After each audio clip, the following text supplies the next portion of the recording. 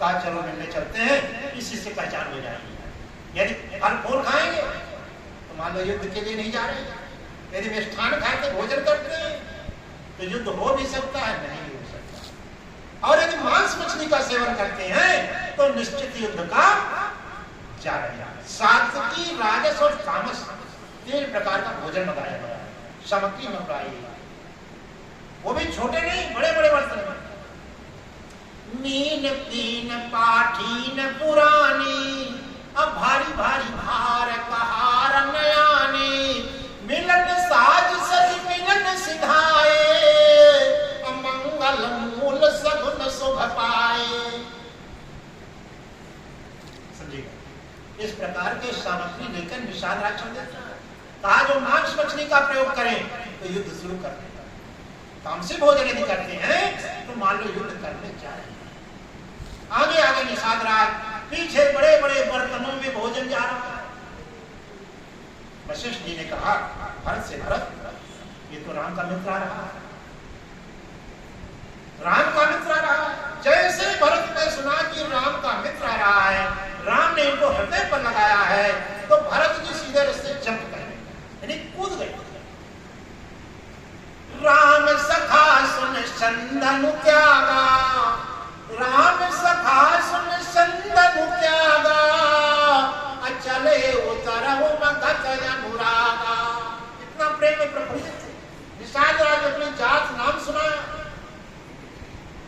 भरत ने कहा जिसको राम जी ने अपना लिया है वो तो कुल का भूषण है, सीधे हृदय से लगा।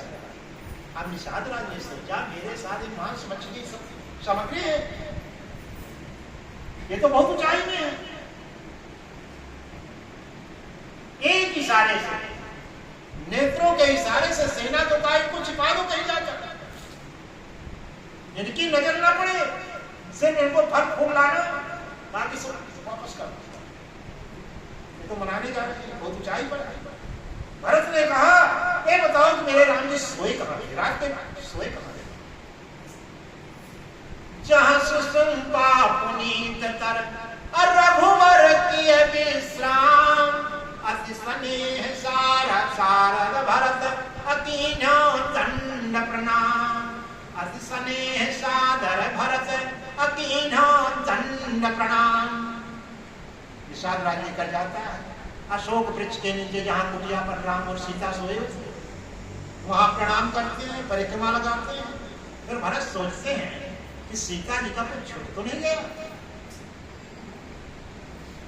सीता माता का कुछ छूट तो नहीं गया। तो देखते हैं कि 2-4 सोने के कण गिर गए थे, 2-4 सोने के कण गिर गए थे रात्रि सीता जी के।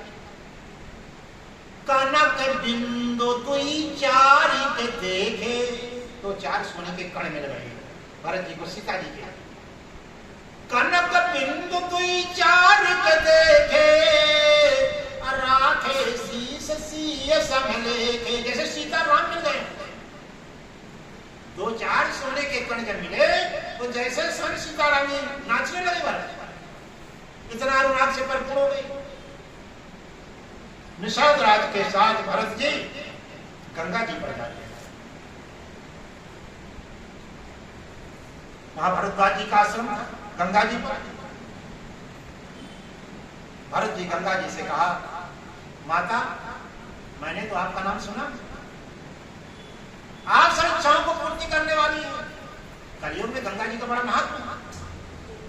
कृते तु सर्व तीर्थानि त्रेतायाम पुष्करे, द्वापरे च कुरुक्षेत्रे गंगायाम कलि केवलम। सतयुग में सब तीर्थों का महत्व, त्रेता युग में पुष्कर क्षेत्र का महत्व, द्वापर में कुरुक्षेत्र का महत्व और कलयुग में गंगा माता का। ये गंगा तो भागी लेकर आए जो भगवान के सिर से बह रही है, दूसरी गंगा भगवान जी ने यहाँ विराजमान किया जो भगवान की वाणी से चल रही है। ये गंगा जो है भगवान शिव जी पार्वती को ही सुना रहे हैं। इस ग्रंथ का नाम संसारिक लोगों ने नहीं रखा, स्वयं भगवान शिव जी ने रखा।